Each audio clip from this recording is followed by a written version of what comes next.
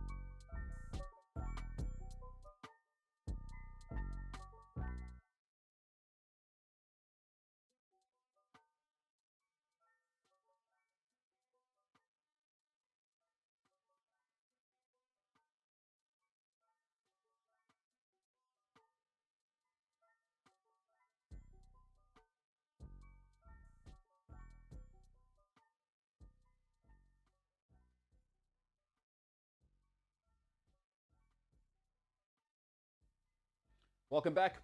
You made this decision, and now you're a part of it. It's Friday, and that's just what it is. You missed such a great.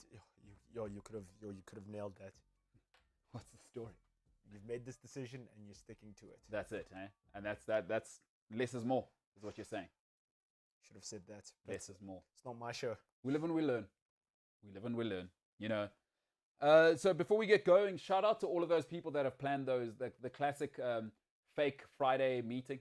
And it's definitely happening. It's that time again. It's at the pub. It's Friday. We're moving. We're grooving. Shout out to you. And it's a bit warm today. Yeah. No. It's perfect. We're getting South African spring. It's that thing. You know what I mean? I mean, you saw our engineer Shoop was wearing flops. Living that life. Guys are already wearing flops. It's adventurous. It's only the middle of August, and guys are already in South Africa getting adventurous. But it shows you that there's no fourth wave or not. I don't see South Africans being able to stay inside. My man. December starts on the 1st of September. And with the vaccine, people are going to be ungovernable. No, because by South African standards, actually, we've really been good. Because usually we're out of hand. South Africans have been incredibly well behaved in the pandemic for 2 years because that's not our thing. Because they took our toys away. They took away booze. Yeah. That's what I'm saying is Now there's no way. Hey, there is no way. When the sun comes out and you want to keep us inside, because we did that last year for Christmas. Do not let the sun go down on me. No. It ain't gonna happen. But seriously, shout out to those guys planning the fake meeting. Oh, they within now. They've taken that first sip. You reckon? 12:30, they've already had the first beer. It's after 12, bro. Steak and chips already. No. The first beer has to go down. So beer to line. Yeah. No. Beer just to test the waters, and then when they feel like it's getting too festive. Yeah. Yo, can you please bring me a menu? That's exactly what happens. That is exactly what happens. By the way, shout out to James. Condolences to him and his family. Yeah, man. Some stuff going down there. But anyway, he has suffered a tragedy in the family. So shout out to James Jimbo Illingsley, a member of our team. Of course, everybody knows James Illsley. Unfortunately, away today. So shout out to James and condolences to his family. He did lose a family member. My brother, console, mourn, do what you got to do. We're looking forward to having you back. But we march on. All right. As we do every single Friday, give me some of that music. It is the Friday 5. We're going to get into it. I thought, with all of the turmoil at Arsenal, it's a time where we need to talk about a time that they really mattered. And it is the last it's about 20 years ago and the 50 years before that when they were for real. I thought I'd give you the 5 greatest Arsenal players of all time. All right, let's start at number 5. On June 1995, Arsenal made probably the greatest decision they've made in the last half decade. They broke the transfer record when they spent £7.5 million and really changed the face of English football for a decade and a half. 3 EPL titles, 4 FA Cups, and then that goal against Newcastle. The 5th greatest Arsenal player of all time, the great Oranje man, Dennis Bergkamp. Just unplayable. Listen, on his day, unplayable. A silky touch, great power, great technique. And I've read a lot of articles from former coaches. The great thing about him, his technique was so sweet.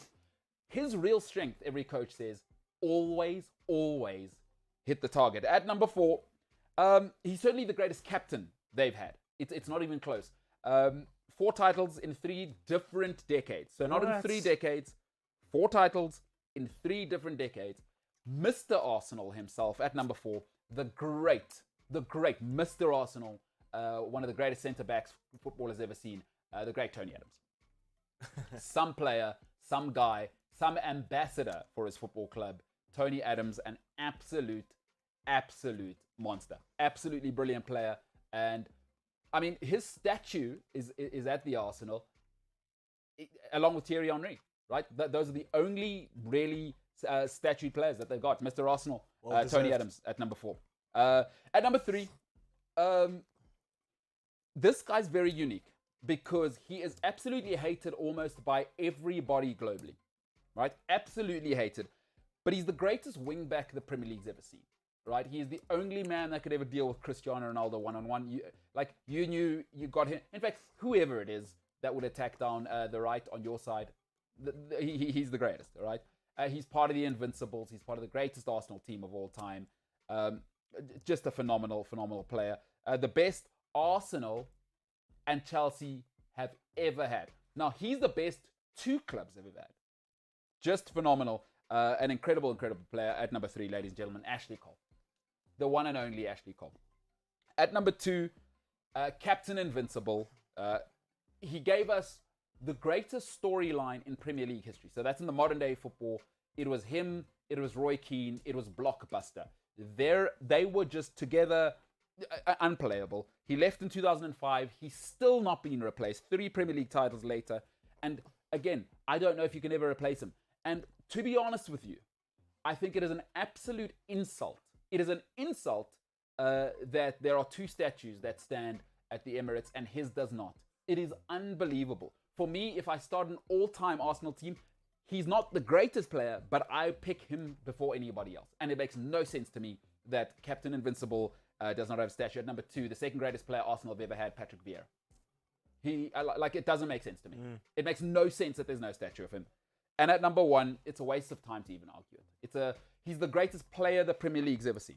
by a country mile. In the Premier League, we've never seen anything like him. He's got the most goals for Arsenal. He's Mr. Vavavoom. He's as good as it gets. Pace, power, finesse. For 3-4 seasons, untouchable. Probably should have won a World Player of the Year. Maybe you might say if they beat Barcelona in their Champions League final, he gets the World Player of the Year. But the GOAT, the guy, Thierry Henry at number 1. And he's unplayable. Listen, this guy's the full package. Modern day strikers, there's Kun Aguero who gives you a lot. But the power this guy had at pace, with the size, with the hold-up play, with the fantastic goals. His highlight reel is, for me, the Leo Messi of the Premier League. I mean, at his pomp, unplayable. This was Arsenal at a stage. And they had a lot of these guys at the same time. Yeah. Thierry Henry. So at number 5, Dennis Bergkamp. At number 4, Tony Adams. At number 3, Ashley Cole. At number 2, the great Patrick Vieira. At number 1, the one and only Thierry Henry. It's going to be hard to get anybody else into that greatest Arsenal list. Yeah. That's going to be tough. Unless they win a Champions League. Like, unless there's an era where they win 3 or 4 titles at Champions League. If it's a league and Champions League, then the guy who leads them to their promised land, should be knocking on the door of that list. And let's start at the top. Dennis Bergkamp, your thoughts? Well, you can't call him the Flying Dutchman. Yep. Fear of flying. Yeah. I see what you've done there. But everybody talks about that Newcastle goal for Arsenal. But, like, did you see his goal World Cup 98 against Argentina? Sure, it wasn't for Arsenal, but I know exactly what you're talking about. And then there's also that one against Leicester. Where this guy's control must have, like, Thierry Henry even says, like, he says, bear in mind, I played with players like Zidane. And he says, but Dennis Bergkamp, I didn't even have to say anything. The ball was where I needed it to be all the time. Yeah. And he looks like he's gliding. Eh? He doesn't look like he's tense or anything. Like, he's so cool. When you're that good, that must be such a pleasure to play with. I mean, it must be awesome. Also, like guys like that who can protect the ball. It was almost like a more responsible mesh of like Riquelme and Aguero, you know? Like that passing ability, he could look after it, he could bang goals. Yeah. You know, he's doing it all. And it's just such a pity that I don't think we ever saw him for like 5 years doing the thing. Because I just think they all came at a mixed time. He came in the 90s, Henry and the boys joined a little bit late. They probably caught him at the back end, you know? Like they needed, you think so? What they needed it was to align with him properly in that Invincible era. I think they got him nicely. I don't know. Well, he joined in 97. You must remember that. He wasn't signed by Arsene Wenger. He was signed by Bruce Rioch. Yes, he was. He was signed by Bruce Rioch. They only, from Inter, right? Yeah. They only arrived 5 years after him. You must remember that. Henry, that bunch arrived sort of 4 or 5 years. Henry got there 2001, when in 99. 98, 99. Yeah, so 2 years. That's 2 years. Bergkamp was slightly older. I would have liked him to arrive with Henry. Probably in Henry's second season is when you needed to catch him. And then they take that thing. I don't know. It's a different story. Who's to said would have not worked out? Listen, they did fine. They went invincible. Yeah, you're right though. Because Henry was... Oh. So Arsene Wenger signed a left mid. From Juventus for £14 million. To replace Anelka. And change the face of football. And it was a stroke of genius. It changed the face of football. Thierry Henry for 5 years changed the face of British football. And Henry didn't... You hardly ever headed. But he didn't need to. Just the best. The best. No, I love Cristiano Ronaldo. I saw too short. You put him above. Too short. But you're right. Henry gave us too much, man. Ronaldo gave me one, that World Player of the Year season. 2. The World Player of the Year season. Henry gave me that last season that he had for 5 seasons. But Henry had to, though. He's the guy. Do you know why he had to? Because there's a guy called Ruud van Nistelrooy also. Yeah. Doing it. Yes. Doing it. So you had Keane against Vieira, Henry against... Yes. Van Nistelrooy, Keown. I mean, we remember the pizza game. Those were the days when this was proper television. What? Remember when Arsenal played United, things used to stop? No, it was... That's what Matt... Like, it's difficult Arsenal once won the league at Old Trafford. Sylvain Wiltord. And... but Barthez was keeper, sir. Yeah, but I think it's tough for young kids to realize. Like, Arsenal were real. Like not play. Like people they were invincible. They see Man City now. They were the Man City for 2 or 3 years. Man City wishes. I mean, that was Petit. Emmanuel Petit. Yeah, people don't like World Cup great. Well, he left. I mean, who cares? Chelsea guy as well. So, some team, that Arsenal team. Wow. Yeah, Dennis Bergkamp. Tony Adams is slightly difficult to translate for younger audiences like who are living now. But what I might say is, think of a Nemanja Vidic without that sort of the pace. It's Giorgio Chiellini. Just an animal. Tony Adams was an animal, and in fact, a ball player before his time. Just a complete centre back. And the fairy tale ending. Scores a goal on the last day of the league. A cracker as well. Cracker, smashed that, Mr. Arsenal, like everybody says Thierry Henry, but it's because we didn't have the Premier League as that global machine. If you had Adams, he's their Thierry Henry. I mean, Mr. Arsenal. Yeah. From Romford, proper London lad. Did he start and finish it at Arsenal? Oh, come on, Mr. Arsenal. Yeah, you don't. They don't call you Mr. Arsenal. No, he's the guy. Justin J. Just an incredible. And you know what? Part of Arsenal's success is when you have a guy like that in your football club. It makes such a huge difference, right? When you have a guy from the club, just like it was magical when Steven Gerrard won the Champions League, it's much more magical than when Chelsea win it. For United, it was special because you did it with a lot of your own kids. And you do it with your own kids. When they won with Adams, it was special. Tony Adams was at Arsenal from 1980 till 2002. No, he's Mr. Arsenal. They call him Mr. Arsenal. Listen, Patrick Vieira doesn't have a statue, but he does. Like, that lets you know, you must know the levels of what we're talking about. And he deserves it because you should celebrate the local guy. Like, I know football's gone global. Henry is just freakish, right? But this guy was it. He embodies it. Yeah, he embodies the club. He's Arsenal personified. You've nailed it. So a real guy. At number 3, I mean, I think you've said it before. The only guy who could deal with Cristiano Ronaldo one-on-one like that I've ever seen. And just incredible. Ashley Cole is just such a monster, dude. But the thing is, like, do you know what it is about Ashley Cole? Because some people are like, no, it's because of Wenger's tactics and whatever. I said, guys, even when Ronaldo went to Portugal, he knew. Yeah, good. It's going to be a hard day's labor, eh? Yeah, and you know what that does? Like, when you play in a team and you've got such a responsible player, it's almost like if you were coaching Inter Argentina, you had Zanetti. Is that it's a coach's dream. I don't have to worry about the whole of the left. You know, Ashley Cole's athletic. He started as a left wing, so he's bombing up and down, whipping in crosses, taking people on. Yes. But first and foremost, and this is what Trent needs to learn, I think, is that Ashley Cole one-on-one, unplayable. Don't even worry about it. Now the coach only has to worry about 9 people. Like, the whole of the left is locked down. And I think what makes Ashley Cole unique is that he's a legend of 2 clubs. Yeah. There are listen, I love Cristiano Ronaldo. He's probably a bigger Real Madrid legend than he is a Man United legend, just because the body of work overshadowed what he did at United. I mean, he obliterated Di Stefano's record. Yeah. And he went to Raul. I like the size of that jersey. Yeah. Mr. Madrid, get the hell out of here. You know what I mean? There's a new sheriff in town.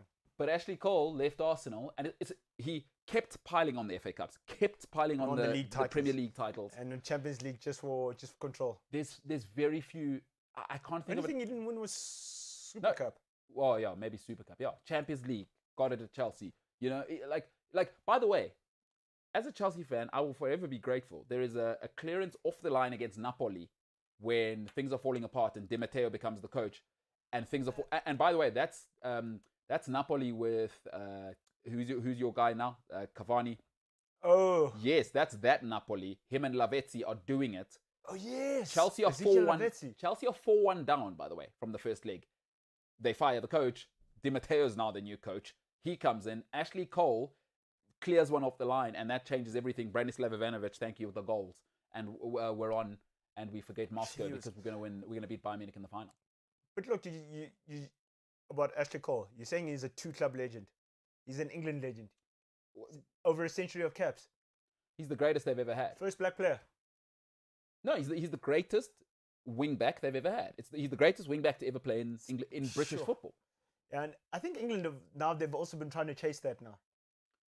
Can you replicate Ashley Cole?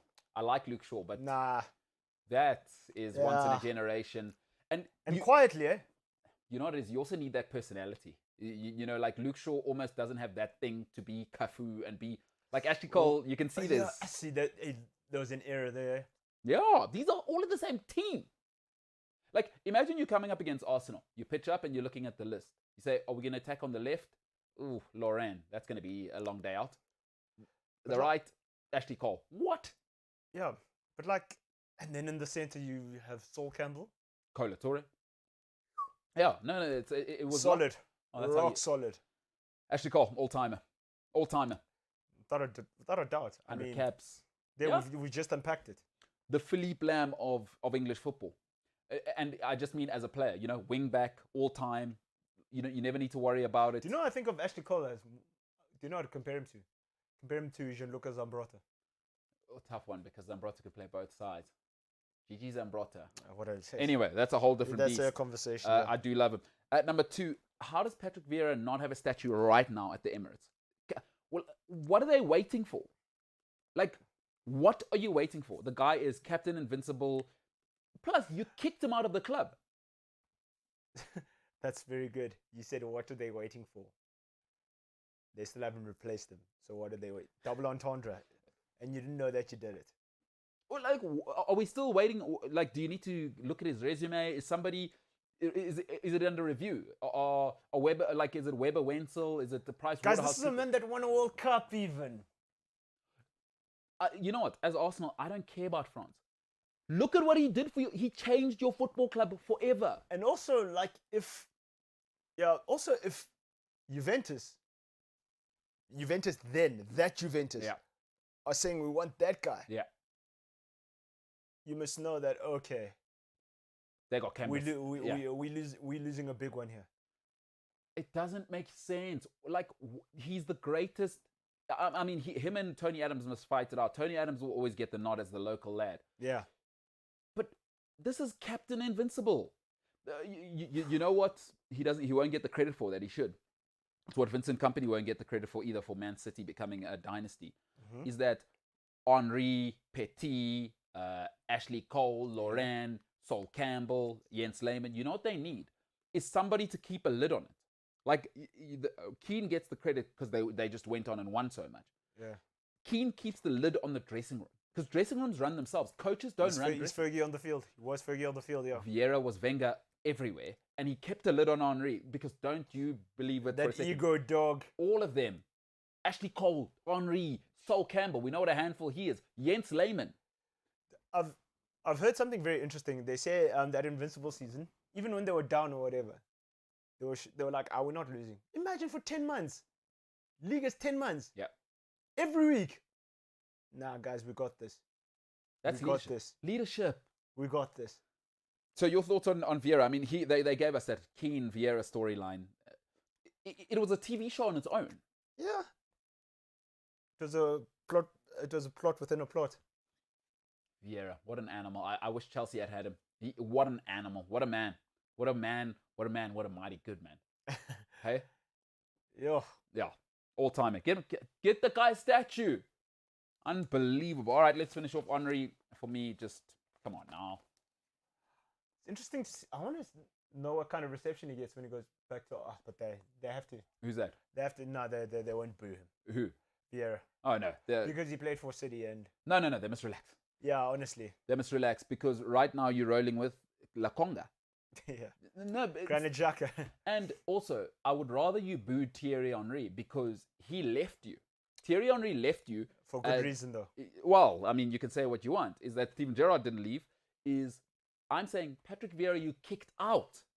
So it's not like he didn't want to leave. He did not want to leave. The Inter thing was because what happened, and it's now being reported. And Steve Bold, I'm looking to hear what he says. But everybody else has always said, why doesn't Arsene Wenger bring people back? And it's now coming out that Wenger didn't like people that would challenge his authority. Mark Overmars has now come out and said it. Freddie Ljungberg has now come out and said it. Is Wenger wanted nobody around who would challenge his authority. People always ask Tony Adams, why are you not at Arsenal? Because Arsene Wenger knew very well. He comes in the door. But like as well, Tony Adams says, like, you know, before Wenger got to the club, I mean, there was a bit of a drinking culture and, like, you know, Oaks went into their diet. Yeah. No, Wenger was like, you guys are sportsmen. No, he changed it.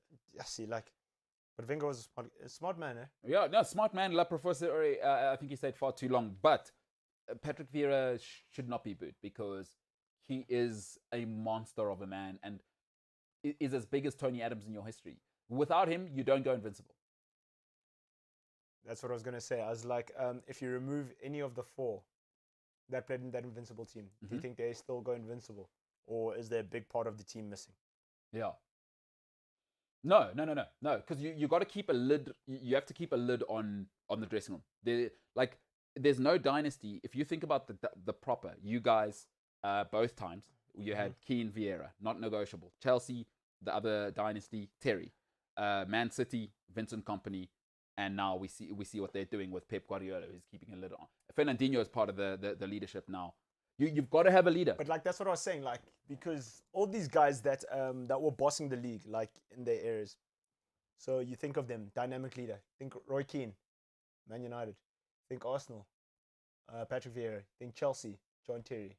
You know what I mean? Yeah. Arsenal before that, Tony Adams. Yeah, exactly. You need a leader. Without the leader, and he has to be that guy, not a guy. That even Leicester, where's Morgan, leader of men? Yeah. So, because people are like, yeah, what does the captain in football do? And I was like, you don't see it on the cameras, my man. Keep a lid on the dressing room. These egos, it's difficult to explain to people the egos on footballers. I can imagine because you're earning obscene amounts of money, one, and two, you're doing it on the pitch as well. It's the biggest TV show in the world, and you're the star every week. Everybody, yes, you have thousands of people singing your name like you're a rock star every weekend. You don't think Thierry Henry wanted to get out of hand? There's no way. You think he Of did? course, he's Thierry Henry, dude. And he's French. And then you got Vieira going, gentlemen, here we win. We're here for that. And you can see it across American sports. There's a reason why in the NFL, in a parity league, there's only ever been one dynasty. Yeah. Because Bill Belichick doesn't bring it. Tom Brady, keep a lid on the dressing room. That's what you have to do at this level. We don't show them what goes on in here, yeah. No, the 5 greatest Arsenal players. Dennis Bergkamp, Tony Adams, Ashley Cole, Patrick Vieira, and as we say here in South Africa, Thierry Henry. Some player, some guy. All right, coming up after the break, we have a guest, a special guest. He'll hang out for the next hour. The one and only Flip van der Merwe, the MKT Show. See you in a bit.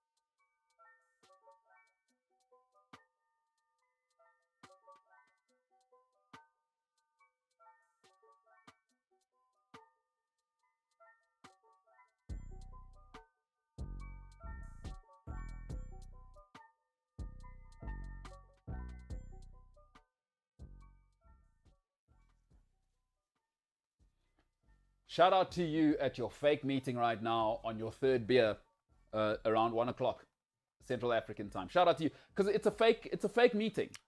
You know that. I know that. You don't have false meeting. You don't have a marketing strat meeting with a new client at 30 kilometers from work. It's a lie. It's a lie. On a Friday. But shout out to you. You know what I'm saying? There's guys out there, ladies out there. And they're not hearing us because Where they? They're in the sauce, bro. So where are we now? 3 glasses of wine deep for most ladies. What? And you arrived at 12? Yeah. Ooh, jeez. Yeah. 3 Pace or 4. yourself. Yeah. No, they In an hour. Like you said, first day, spring, we out here expressing ourselves. You know what I mean, my man? You won't see 4 o'clock if you're going like that. Like, no, but you said it well. You know, it's the 3 glasses of wine. All right, I take the edge off. The boss. Edge off 3. I think the first ones to take the edge off. No, but then you, like you said, excuse me, I need the menu. Just to... And you know it starts actually, you know the wine drinkers. It's just a glass. Yeah. After the second glass, just bring the bottle. That's like 5 o'clock. And now you Sundowners, now go lunch. Because tomorrow morning you're supposed to be going to your mom's house for breakfast now. A family breakfast. It's someone's birthday. I want to bring the bottle. It's only 5 o'clock on a Friday. That's happening right now. Shout out to those people. I'm telling you, I know this world. I'm telling you, I know this world. All right, listen, we got a man now joining us who he's living that life, actually. I don't know how he's fitted in an entire rugby career. He's also somehow managed to fit in an MBA at Cambridge. He's also now just living that life. Ladies and gentlemen, your favorite former Bulls dynasty member, former Springbok lock, the one and only Flip van der Merwe. Flip, what's happening, pal? What's going on?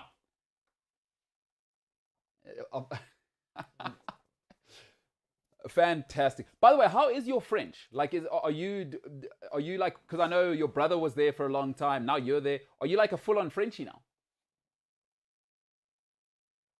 You're a frog.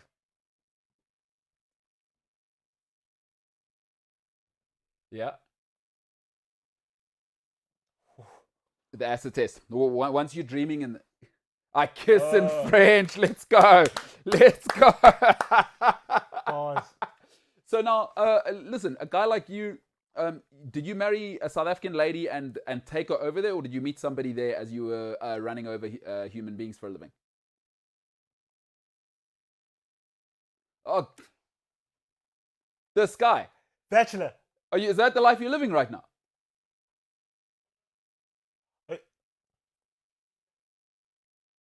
Yeah.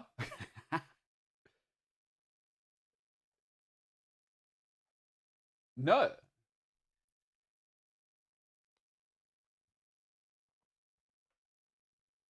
Okay. Wow.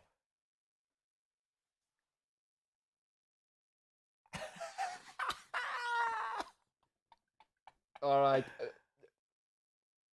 Yeah. So you modeled your lifestyle around. Yeah, that's it. Listen, Flip, we're gonna come back to you in 2 minutes. We just got to get some. We're just quickly fixing something in studio here. We'll come back to you in a little bit, but stay there because I want to hear about your. I definitely want to hear about that dog, a little bit more. But this guy, bro, He's Batman, bro. He's living that life. Eh? He's Batman. He's living a different kind of life. Old Flip van der Merwe. Hey, imagine MBA, just doing his thing. But it's like casually, like I think I'm gonna try an MBA right now. Yeah, that's what it is. That's actually. Let me go to it. I think I'm in this rugby thing. Yeah. Let's see. Yeah, my dad does. Okay, let's see what it's about. That's what he's doing, eh? Okay, yeah, I'm gonna go live in France. Okay, let's see. Apparently, it's cool there. And then I'm just gonna take my dog with me. You know who must be proud is that his brother as well is that guy, and just the whole family is doing all of the right things. Like, you imagine the flex of being able to walk around. I'm rocking a Springbok jersey, and my buddy is rocking the. I feel so sorry for if he ever has a son. Yeah. Oh no, unplayable. 'Cause also remember, his brother is also like professional rugby player, actuarial scientist.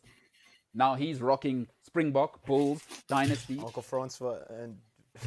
no, my favorite part is Oom comes through. Oom's rocking the original Springbok jersey. The so OG. The original. The throwback. He's saying, no. You guys don't know anything. Let's take it way back. Before Instagram, guys. In the beginning. in the beginning. Yeah, that's the way to do it. But he's doing life the right way. Is take care of like physical stuff. Take care of playing rugby. Take care of all of that. Wham, elbows, elbow dropping, and I'm running people over. I'm 125 kilograms of pure like just South African muscle, and the rest is history. Jeez. No, it's the way to do it. It's the way to do it. Evaluate my life, man. Yeah, all right. Let's see if we got Flip back. I mean. Flip, we lost you there, but I think you are back. We were just saying what a dream life you're living right now, dude. Your life is a movie. Am I back? Flip, you back with us? There we go. Yeah. 1, 2, 3. Can you guys hear me? Am I good? Oh yeah, 100%. We can hear you. Okay. How was it? We were just saying Sorry, your life is a movie. That wasn't on you. That's definitely on us. Literally Batman. Yeah? I mean, right now you are just living it. I mean, it's summer out there. Where are you living at the moment? I mean, people should get to know your life. Living on the southwest coast of France. So basically, you could say the Caps Bay of France. He's done with it. That's why I was laughing. That's awesome. That's awesome. It's a very cool place to live, but you do get a lot of yuppies. There's a lot of farlies coming down here. The Parisians coming. Sitting on our stoops. Nothing wrong with that. Standards aren't for everybody. Yeah. Nothing wrong with the yuppies. I mean, but guys, we all create the films we want to live. Like you guys. Look at you guys. You guys living the dream. Look at us studio. Bro. Let's go. By the way, I'm not alone in studio. I got Senzo with me here. I'm pretty sure you guys have met. Let's see if we can get Senzo on camera, just so you can get to know what he's up to. He is, he's living the dream right now as well. Just so you know, Flip. He's the 5-star camping guy, just so you know. He will go camping. He will do it. He's out here with his lady. That's the handsome face. Is he the glamper? He's the glamper. Yeah. Huge glamper. Huge glamper. It's not a thing. You want to defend yourself? It's not a thing. What's not a thing? Or what you guys are saying. I wasn't glamping. What were you doing? It was a 5-star camping place. I pretty much roughed it out. Yeah. Oh my gosh! Listen to this. Senzo, are you scared of spiders? No. So why are you glamping? Bro, look at that, Flip. We've been over this. He's got no answers. Look at this guy. Anyway, Flip, great to have you on the show, dude. Great to have you on the show. And like before we get into the football stuff, obviously, and the sports stuff, obviously you did an MBA, and I know we talk about it all the time now. Like, what are you up to day to day? So my day job is currently in consulting. So I do a little bit of IT consulting, basically finding out new ways that people can use and exploit data in their businesses, developing a little bit of the strategy around data. Very interesting. I mean, it's very topical at the moment, and people are using me, so it's great. Enjoying it, and other than that, trying to basically rebuild the life again after being a student for so long. You know? Student living in the south of France. Yeah, beers at 12 o'clock lifestyle. This guy here, unbelievable. Right. I was laughing because that's Pretoria. Yeah, after 12 in Pretoria, you try and get a hold of anyone. They don't answer your telephone calls, mate. But that's no lie. Hey, Friday, Friday is fake meetings. Everyone conveniently has a massive marketing meeting at the pub somehow. Every South African. The long lunch. Yeah, the long. A long lunch, aka team building. Yeah. Yeah, and if you're at the office, it takes you about 3 hours to write 5 lines on an email. Yeah, that's exactly what's going on. All right, no, that's a good life. Listen, let's talk about some sports. I want to start off in your domain, by the way. A guy called Rassie Erasmus has had maybe the roughest 3 weeks in the history of admin and outdoors. And I mean, what do you think of this? Because I mean, we were chatting, and you kind of alerted me to the whole vibe. What do you think of this guy? What do you think of what's going on right now? Let's talk about what Rassie and the Australians are saying about Rassie and his thoughts on the refs. Yeah, mate. I think you know my sentiments about the Australians and Andy Marinos, but it's like, it's such sour grapes. I mean, why? What has anything got to do with him? Why are they even in the conversation? Missouri lads a little bit of a jealousy. Yeah, jealousy makes you nasty, I reckon. He tried to go for the same post as Rassi has at the moment. Obviously didn't get it. So what is the next best thing? He went got the Sansa job, who regulates all the rugby between in the southern hemisphere. We all know South Africa has got a little less voice than a teenage girl in Afghanistan at the moment on Sansa.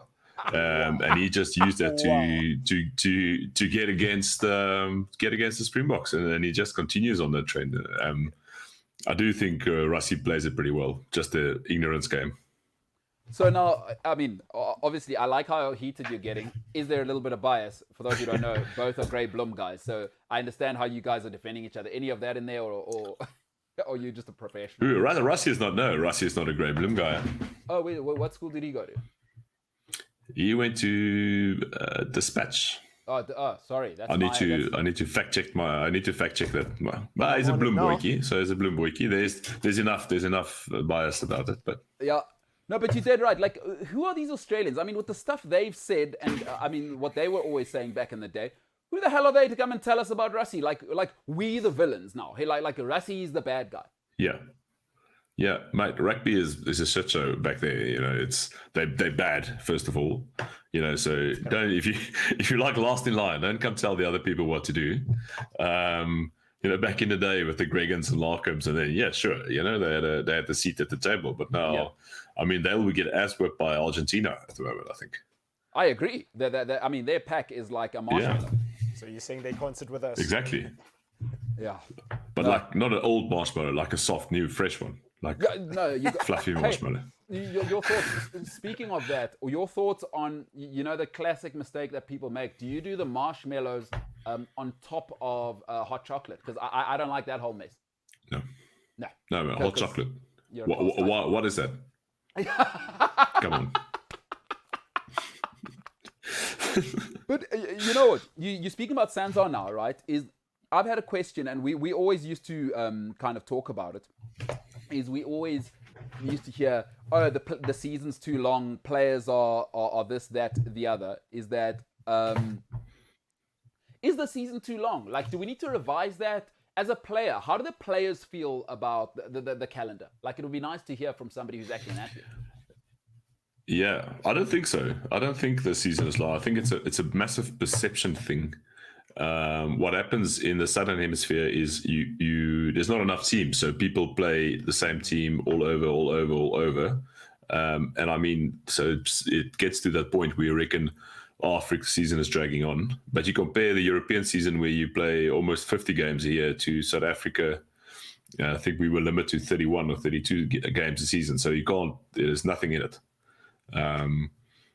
I just think the structure of the game is a bit wild and stupid.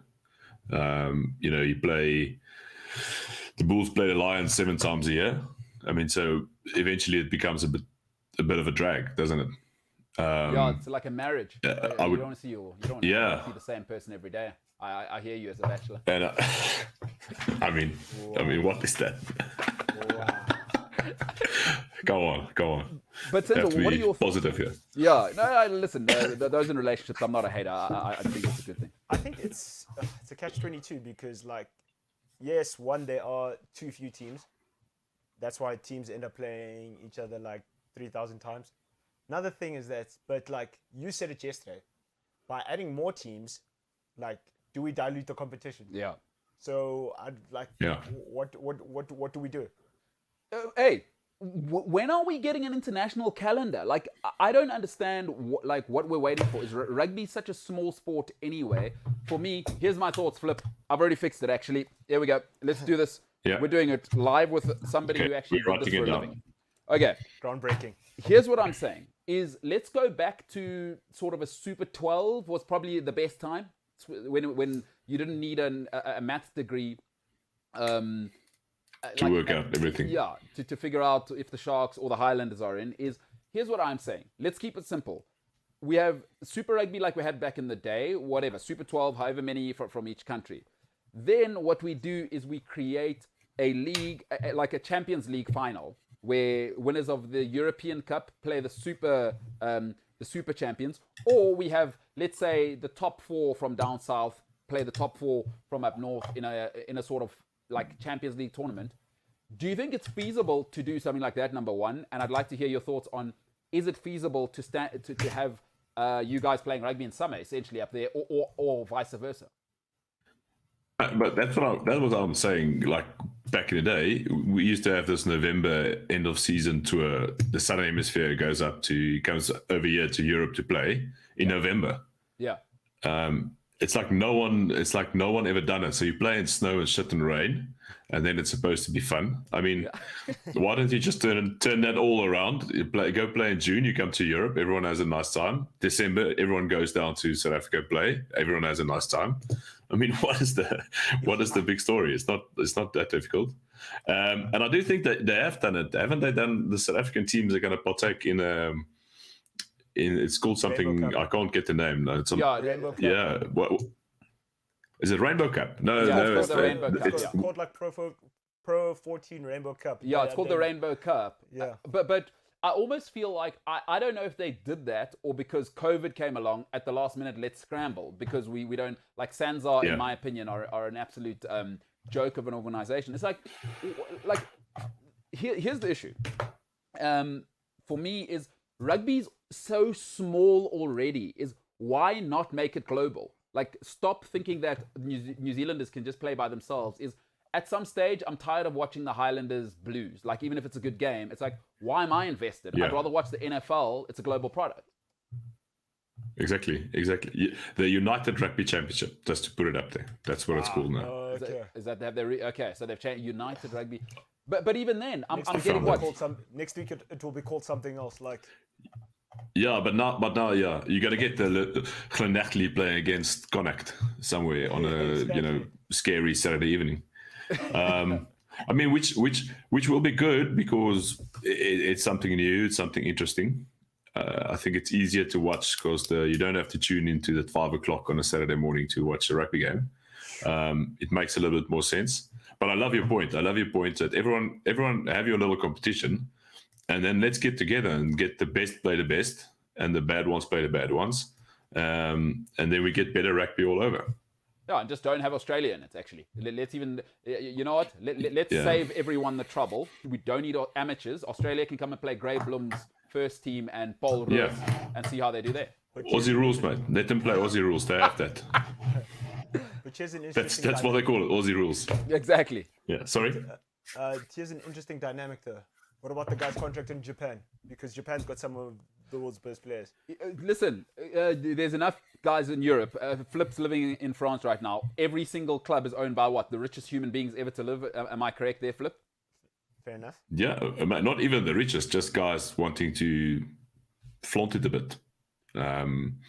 It's like buying a Ferrari, we're not going to bring genitalia in it, but we all know why you buy a Ferrari, and we all know why people buy rugby clubs, because you've got nothing else to show. Totally agree. No, I was going to say is that we have no problems. Listen, ultimately, I always say to players, get your money. I don't like players like there's still this big fierce thing, and guys were unhappy with me earlier in the week. I said, bring down international rugby. The players get paid less. You know what? Maybe here's another good question for you, and it's very much related to this point. It's like, I don't get why there's so much international rugby purely from a player's point of view. And I know in South Africa we like Gees and we're patriotic and the Oaks want to get. But I say for players, listen, you are a business. You last on average about 4 years, I believe, is the average rugby career. For me, get your money.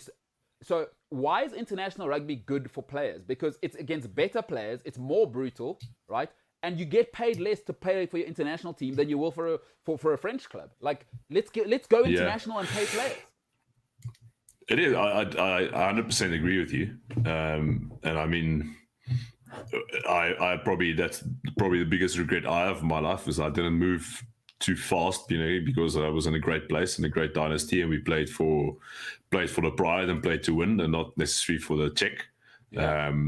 And that's that's the good and the bad. Where do you want to be? If you get the sweet spot where you Saracens, we get paid and you win. That is the aim of the game. The international rugby is, I think, because you're surrounded by so like everyone in your team is a great player. So there's a lot of good players around you. It's actually not that brutal as Super Rugby season, for example. If you know what I mean, you don't have to over exaggerate yourself, because you trust the guy next to you. They're actually very good. So there's like a little synergy between who you're playing with and who you're playing against. Definitely. I do still think international rugby, the guys make a good penny. I do think. I think there's a lot, TV rights and images, and I mean, in the end of the day, we need something to light the barbie on a Saturday. So if there's not international rugby, and to show England and Australia and New Zealand do the best, Yeah, it is so good right now. Speaking of international rugby, Mate. Flip, what do you think of the Springboks playing 14 tests in 5 months? Because they just played the Lions. They are Now animals. they've got their championship. And Yeah. Then they go to those clowns in the north.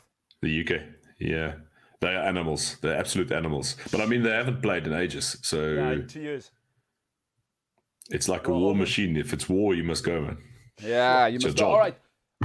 All right. Love that. It's your job. I like that, because you earn good money. All right, listen, Flip. We're going to take a little break. It's because we're a big time show, so we got ad breaks. You know what I mean? We're not like we're not just some throwaway show. So Flip Fanamava, ladies and gentlemen, he'll stay with us. You can catch him, myself, Senzo, the MKT Show on the other side.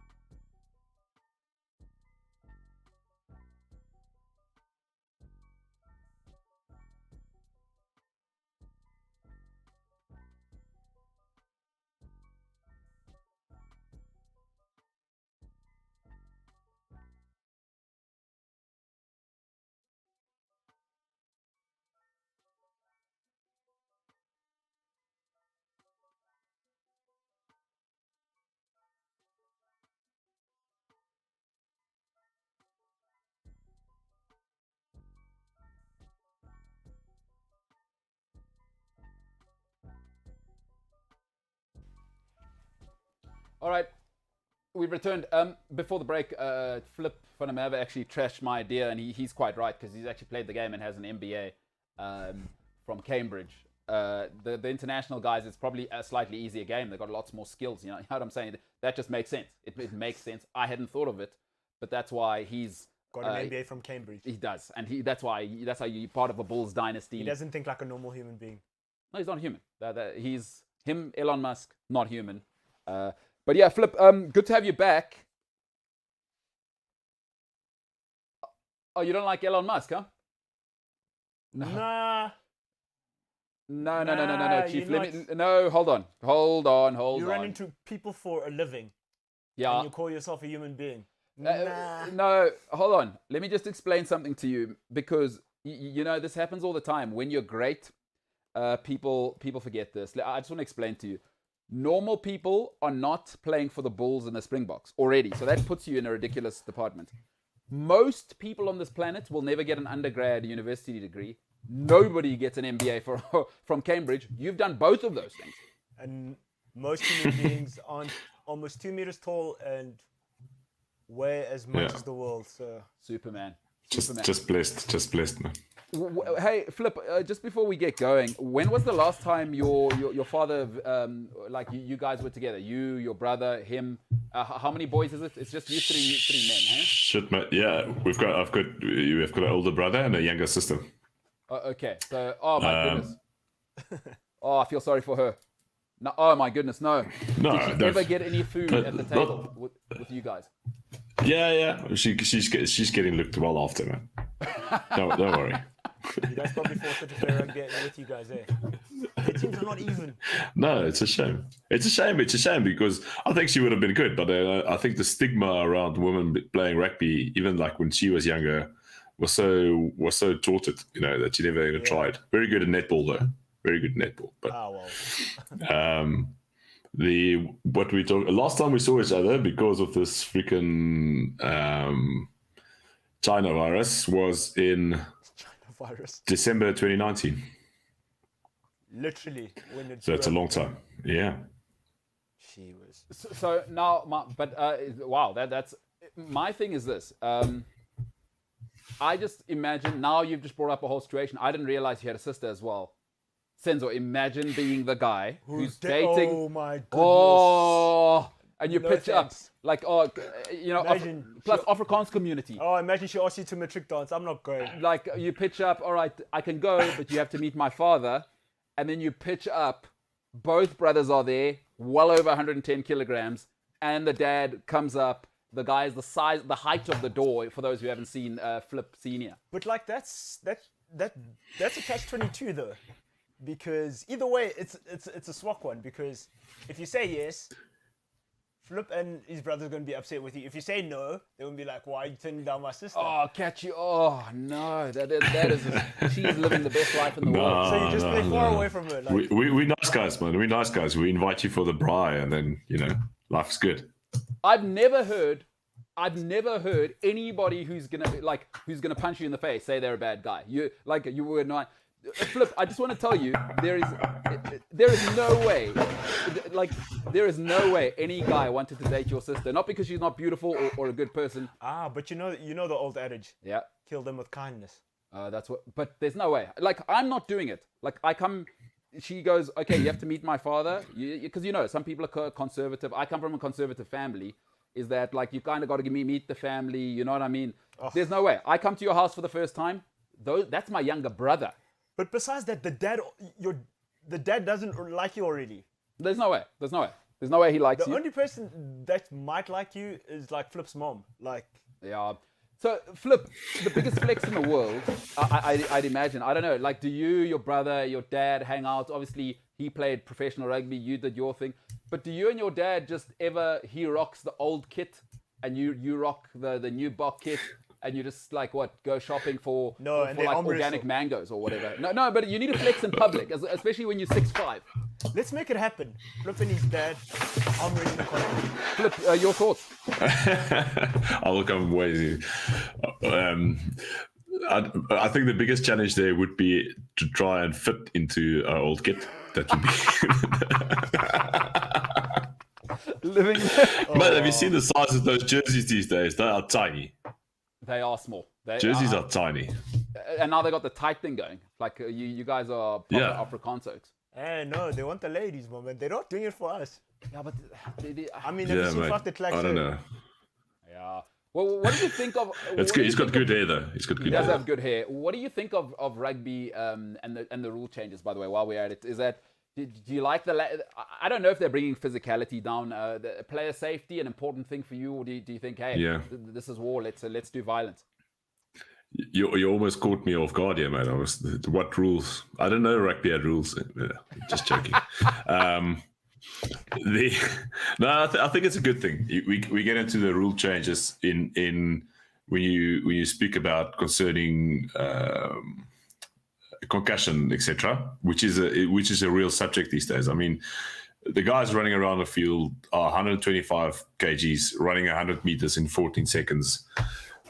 Something needs to be done to take care of the players on the field, because the collisions are massive. So it's good that they bring it down. The old Samoan low tackle where they hit you on the chin and etc. That is dangerous. It's just clearly dangerous. The whole protocol system around the tackle and what happens to you, I feel, is getting taken care of. They're more vigilant what they do with the players, which is a good thing, because we don't know 30 years down the line, we don't know what's going to happen.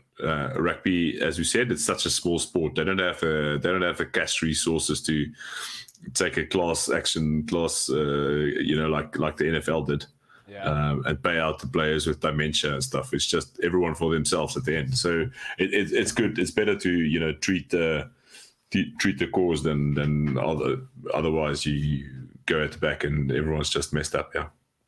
No, I totally agree there. It's that, listen, people that say rugby is going to get softer, it's not. The athletes are going to get better, and we know the collisions, as you say, are happening at higher and higher speeds. So I'm totally with you. Mate, someone says rugby gets softer. Have they seen rugby? Jeez. What is the new Dwayne from Yellen? Jasper Wiese, that guy. Holy shit. That guy, bro. That guy. That guy eats cement for breakfast. That guy, bro. I'm telling you, we got an. And the guy. Yeah, go ahead. Kulisi apparently had the shits before the test match. Just say, well, I'm gonna, shake it off, play a test match, good 50 minutes against Argentina, probably most physical side in the world, and then they bring on Eskom, aka Marco van Staden, and he sits down 4 guys with his first ball carrier. I'm so glad I'm not playing anymore. Hey, Flip, where you live now, the country you're in, breaking news. The greatest to ever do it on clay. Senzo, what you got for me, pal? You got some breaking news. So, it just came in while we were talking before the ad break. Rafael Nadal is not playing the US Open. He has withdrawn because of his ongoing foot injury. Yeah. So... you're a tennis guy, Old, Flip? mate. I am. I'm a sport guy. I watch everything. Yeah. It's my biggest flaw. So, Novak... It's like I watch all the sport. Everything. So now we get into this Federer has stepped down as well, hasn't he? Getting knee surgery. With his knee injury or something. Yeah, he has. Listen, so now what does that do? Because now we're talking about Novak Djokovic. Is he the greatest? What are your thoughts on that? Because now that puts us in a situation. He goes and wins another one, and he's the guy now, 21 on his own, I think. But 4 in one calendar. Bad attitude, eh? Not a fan. Yeah. He's got a weird attitude. I'm also not a fan. Like, as soon as he did the COVID tour, I'm kind of like, okay, you know what, you're brilliant. And, I almost feel like it's not his natural personality. When you're a guy like, I would say, Jesse Creel, I don't mind Jesse Creel because I think that's his natural personality, to be the guns out. That's cool. It almost doesn't feel natural with Novak. No, he shouldn't guns out. He's only skin. But the thing is, he's got like a weird he's never the same, is he? He's not a John McEnroe. And then every now and then he tries to be John McEnroe, and then he tries to be a humanitarian, and then he tries to be like almost like, mate, come on, you have enough attention, just play your tennis, get on with it, choose a subject and go with it. Senzo, what you You'll be got? fine. But speaking on that, on your guys' point about Novak Djokovic's attitude, did you see what he was doing in Wimbledon? So at Wimbledon, they only love you if you're English or if you're Roger Federer or if you're the underdog.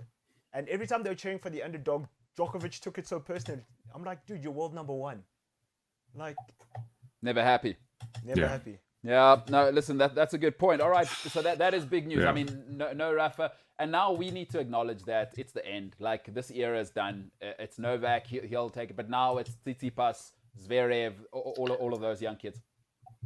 Tsitsipas needs to come. Mate, they're all 2 meters 3, 2 meters 4. How big are those guys? And athletic, that Tsitsipas is something else. I mean, it's the new era, Yeah. right? Like, what are they feeding these kids?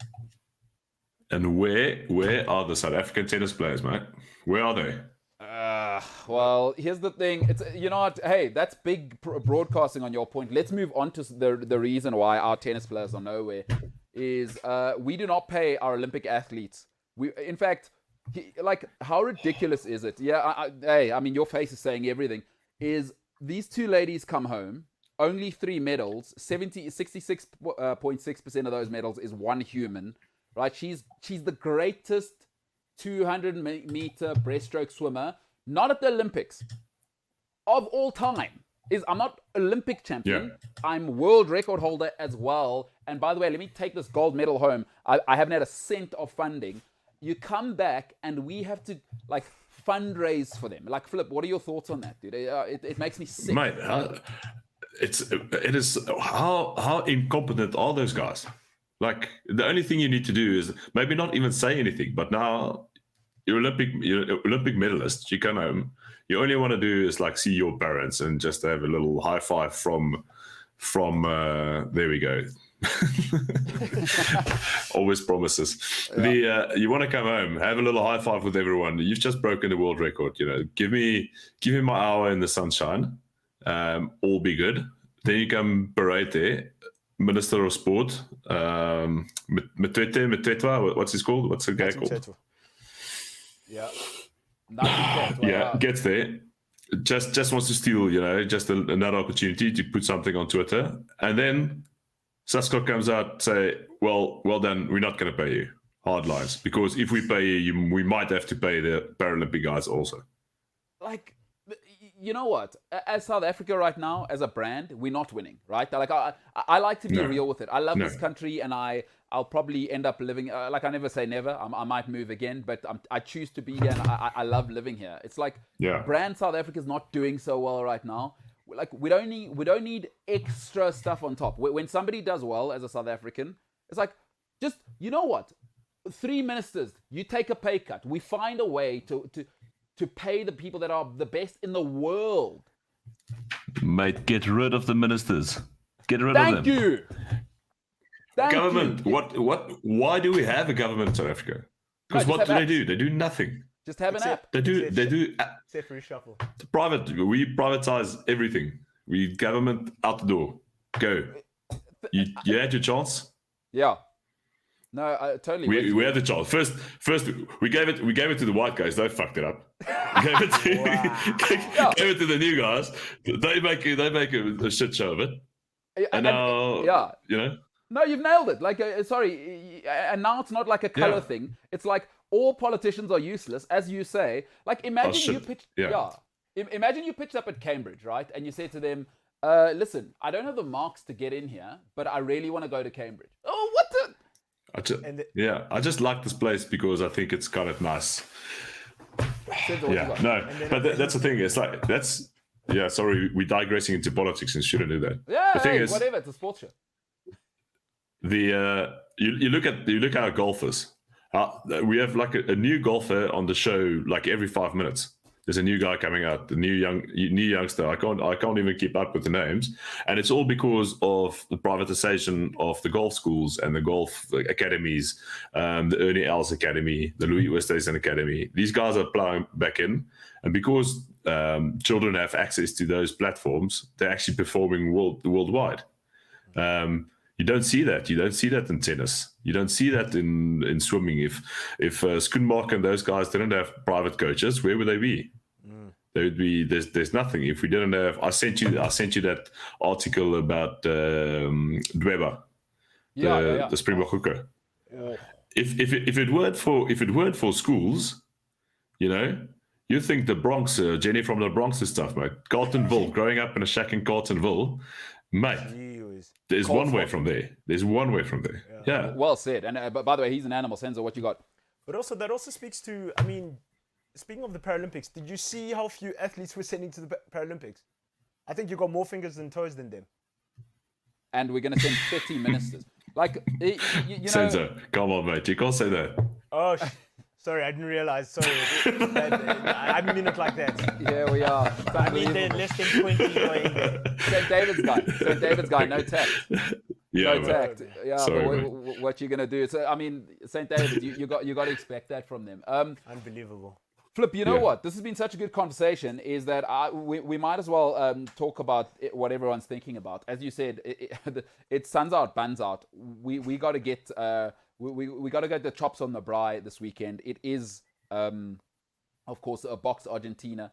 So what are your thoughts? You've seen the squad. What are you thinking this weekend? I thought we did well to contain the physicality last week. Your thoughts this week? Last week we did very well. It was good to see. I think everyone got a little nervous. The general public got into that trend of just don't lose against Argentina. No, just don't lose. And I think you could see how good that squad system is and how good the guys out there, no matter who you put in that box jersey at the moment. I mean, Jaden Hendrickse comes in from warm-up, scores the first try, first touch of the ball. I mean, what a legend. You just see how good those guys are playing for each other and how well they understand what they need to do. And it makes it easy for if there's a disaster of some sorts, and they continue. And that's actually one of the topics I wanted to bring up is like how well are the Boks doing without Dwayne there? Yeah. No, we actually keep forgetting. We actually keep forgetting, like, and that's great for Springbok rugby. Is that we don't need that one guy anymore. That's the pillar of the whole team to keep going forward. We've got a squad full of young guys, full of old guys. Morné Steyn is just living the dream, man. He's just kicking it over from everywhere. Elton Jantjies came out of the desert, had a great game. No matter you put there, and then this weekend we have the big guns. We have the big guns coming back in. We have we have Mpimpi, we have Cheslin Colby coming back, right? It's going to be fun. So now talk to me about you. You've absolutely nailed it there. But I want to ask you about Dwayne. Now that you did you ever play against him? I mean, that must have been you and him coming together. Nearly blew up the world, huh? When you tackled him or he tackled you, just like born while meat was cheap, just rock on rock. Exactly. It's a big Nelspruit boykie. Yeah, is a big piece of meat. And I mean, we did start together at Cheetahs back in the day under the famous Rassie Erasmus. When Rassie went to Stormers, he went with him. Basically formed him into the animal he is today. So it was fun playing against him. And then he played Bulls Stormers. It's a little bit more of paraffin on the fire. That's what you would say. So it was always fun. And then obviously it was always more fun playing with him than against him. And great guy off the pitch as well. Absolute gent. The question becomes this. Obviously, Hilton guy, Bobby Skinstad, without him, we don't win 2007 World Cup. He was the captain of the B team. Everybody loves Bobby. I don't want to hear a single thing. The guy that pants, that's on top billing. Yeah, listen. But an important question is, would you take, because I've been thinking about this, we obviously have another World Cup cycle coming, is that for me, I would still keep Dwayne in the squad, even if he goes like Skulk Brits did for us, is he goes and captains the B team. Even if he starts, I think, as we can see, as you said, Visa and the boys, and we've got those Detroit twins up north, we've got firepower. Would you keep him as a kind of just a sort of leadership figure going to the next World Cup? No. I mean, 2023. It's tomorrow. Yeah. So I definitely still think he has the legs. He has the legs to take it through. I do like the bigger squad thing. You never it's a very sensitive subject when you start. It's international rugby, and then you start speaking. We have a squad system and stuff. You know, you're not in the game of handing out caps, and anyone has the right to play there. But still, playing 14 test matches a year now, it's a lot of rugby, and rotating him and getting his game time so he's fit enough to play. But also at the same time, saving a guy like Siya Kolisi, who's just playing, outside his body every match. To be sure that when it comes to finals rugby at the next World Cup, you have those guys ready and prepared. But at the same time, having prepared the Bria twins and having prepared the Visa and having the Van Stadens and those guys ready, bleeding the new young talent to be open and not keeping him there, not closing off the network of people that can still compete for those positions, because that's what makes you a good team, isn't it? And everyone competes for one position. So you'd have him in at the next World Cup, just kind of, as you said, usher in the new era, ensuring that even if he's not playing, he's just there to set the Bok way, and maybe Rassie kind of hands over that last generation through him is kind of what I'm thinking. Definitely, mate. No, you need him. You need him. You saw every World Cup, it's the same recipe, wasn't it? You had the old heads, you had the young, exciting guys. Yeah. So you're hitting the nail on the head there, mate. That is definitely. I think that's already in their planning. If you're closer to camp, we're all speaking in hypothesis here, but we don't know what's happening. But I think they all know that's the aim already. Is 2023. They've ticked the Lions box. Sadly, not going to tick the New Zealand box. New Zealand just pussyfooted out of it. Yeah, that's what I was going to get. Called us boring. Oh, yeah, called us boring. No, don't want to play us. The update on the castle. Yeah. All right, Senzo's got some breaking news for us on that. See if we can find the tweet of the All Blacks pulling out. So, Senzo, what you got, pal? Well, they from the official Springbok account. It says update on the Castle Lager Rugby Championship. Box schedule fixtures in New Zealand were cancelled, and then somebody said we are ready and able to host the remainder of the competition in South Africa. Now, interesting situation there, because we know what's popping off there, right? Is that actually Jacinda Ardern, after one case in Auckland, has closed the whole country. So just 3 in 3 days. So I mean, that is a situation. It's two different islands. You'd think maybe just close one island, unless COVID can swim to the other island. North Island completely separate from South Island. But okay, fine. Jacinda's not into that. She's saying, I heard somebody coughing in aisle 3 at my local shopping center. Let's close the whole country. So naturally, there's no way she's letting a bunch of 125 kilogram human beings, a squad of 40, infiltrate their borders. Yeah. No, mate. It's stupid, mate. I said, put the New Zealand team in a container, ship them over to South Africa, mate. So New Zealand. What's wrong with that? Yeah. All right. So here's the official story. As you say, nothing wrong with that, by the way. I'm on board. My word. Senzo. All right. Senzo has the official story for us. What you got, Senzo? So it says SA Rugby confirmed on Friday that it will be prepared to host the remainder of the Castle Rugby Championship matches in South Africa, following the cancellation of the Springboks scheduled fixtures in New Zealand. So the tests that were going to be played in Auckland and Dunedin, those aren't happening in New Zealand. Okay. But New Zealand are still in the mix. So are they still coming, or Jacinda's going to have a tough conversation with somebody there and say... she's probably going to say no. But New Zealand did cancel the Australian game that was supposed to be this weekend. Oh. They were supposed to fly to Perth. Oh, that's because Jacinda's saying, honestly, like literally, I heard a little girl. I saw a little girl in a park. Jacinda went for a walk, and I saw a little girl coughing. No ways. Shut the whole thing down. Shame. The girl was probably playing in like grass and the hay, and she sneezed. Yeah. Because of that. And Jacinda was like, What a bunch of softies. Like, imagine in South Africa if we close the country every time something uncomfortable happened. We do though. No, but I mean, if we imagine no one can, South Africans are still out here, dude. We are still, I want to be honest with it. Most South Africans are what lockdown? But who would close the country over here? You'd be surprised. That's a good point. That's a good point. They're the ones that our ministers and our politicians want to be the only ones having fun. When we start having fun, they go, no. Come back. Yeah. Wow. No. Come back. So the All Blacks are done, huh? No All Black fixtures for the rest. Well. That's probably what, the rest of the year. We're not playing the All Blacks. Nobody's going to see the All Blacks. Yeah. I don't know. Hopefully they get something, because they've planned a November tour as well. So I mean, if they could just meet each other in France, why not? Or in South Africa, just play the games there. What is I don't get the big story. Again, as you said early on, rugby is a small sport. Don't make it the big thing. Just organize. It's a rugby match. Come on, man. The NFL managed a whole season, an entire season. In America is essentially the size of, it's a whole continent.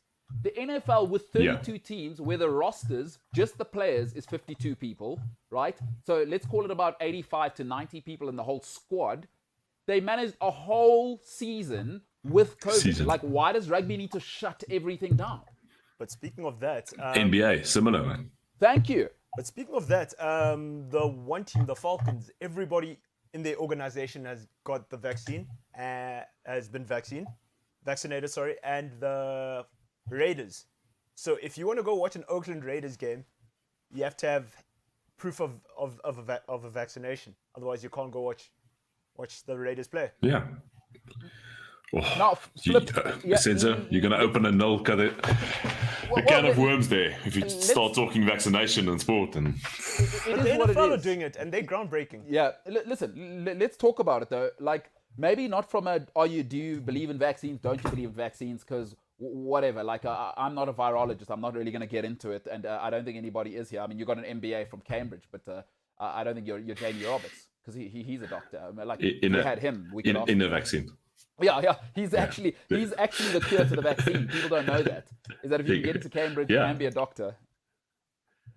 Exactly. You know what I mean? No. Well, I'm just a fan, because I think there are people who are trained to do that and make decisions for us. That's why if you get a heart attack, you don't go and ask your auntie on Twitter what does she think about the heart attack. You actually go to a doctor.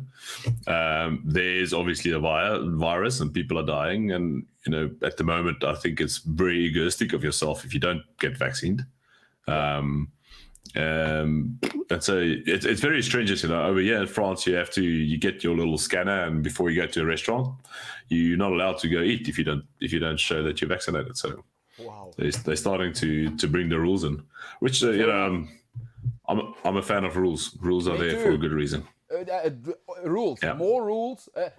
My father always used to say, less rules, quality rules. Right? Is it less rules, quality rules? Which is what most of the civilized world actually doesn't have lots of rules. They're just high quality. But talk to me about this. As an athlete, I'm always interested. Is something like this in a locker room? Maybe you can run this for us. Is that how would it work? How do these decisions get made? So maybe it's not vaccines. It would be maybe a player transgressed and did something off the field. How would the locker room deal with it as an athlete? Now we're talking about vaccines. Obviously, would the captain and the leadership group kind of talk to the guys and say, listen, gentlemen, we all got to get on board? Or do guys just generally leave each other alone to make decisions? I think it depends very much on the culture of the team and the psychological safety that everyone has in a team to actually be able to have those tough discussions with each other. And no great team will ever let one guy destroy a team with his views or whatever. If a tough issue comes up, they will sit him down either in front of a leadership group. You've always have the head coach who's going to be the buck stops with him. You don't see, you see a guy like Russie and Jock and those guys. They are the face of the Springboks. They don't say, okay, mate, Elton Yankees go face the media on your own. You cause shit and do whatever you want. So I'm not saying you cause shit. I'm just using it as an example. But but we'll clip that. We'll make it sound like you did say that. No, but I was saying, okay, so a great culture. If there's a great culture in the team, that's how the locker room would be it wouldn't be the head, but it would be the legs that steers the body, definitely, and makes decisions. And there's always a thing that you call the feedback loop, like anything in business, in rugby, and sport, and data science. The faster the mind communicates with the body and vice versa, the better everything works.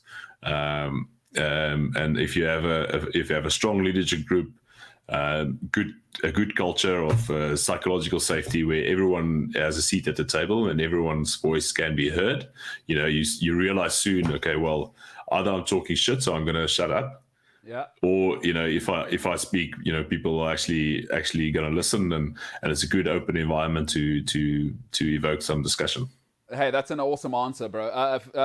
Before we let you go, Flip, Senzo's got one more point, and we're going to have to let you go. That's it right there, Flip. You just solved Australian rugby, because look what happened. Mate, no, they're faulting at the first rule. The first rule of life: don't be a dick, and they are just being. That's all they're doing. Well, let's leave it at that. Australians in the mire right now, absolutely loving it. I mean, I don't want to swim against their ladies relay team, but we will play them at rugby any day in the next 5 years. I'm feeling that. Flip, Funimaba, you are awesome. And people love you. I hope you can come back on the show, dude. Like, we should, I don't know, if you've got time, we should do this every week. Like, this should just be a thing on Fridays. Yeah, next Friday, man. Let's do it. Hey, okay, but now you put it on YouTube. I didn't say it, you did. So next Friday, 1 o'clock, we're going to catch you right here. The long lunch. We should call it that. The long lunch. Maybe we should. Hey, that's big marketing. That's big Cambridge. Flip, you're a legend. Thank you so much, bro. Cheers, boys. Keep well. Yeah, cheers, man. Well, that is Flip Funimaba. That is the way to do it. That's the way to end the week. That's how to be a guy. Senzo, good stuff this week, bro. Enjoy your weekend. I know you're going away with your lady. Love is a great thing. So I hope you guys have the best weekend you have ever had together. Embrace each other. Have a good one, and I will see you Monday back refreshed and having a good one. Grazie, amigo. Thank you very much, my man. What are you going to be getting up to? You're going to be locking yourself indoors and watching the Premier League? The COVID has fully left me, so back to training now. Going to be running a bit, get back in shape. Maybe not do the 100-mile in November. Been thinking about it. The time is tight. I will do 100K, though, certainly in December, so no problem. I'm going to be doing some hiking. Yeah, get up there. All right, so we expect stories. The man is off to a secret location where he'll enjoy with his loved one. To all of you at home, it is Friday, of course, the 20th of August. I hope you have the best weekend you can possibly have. Be loved, be safe. This has been the MKT Show for this week, ladies and gentlemen. But for now, we are the hell out of here.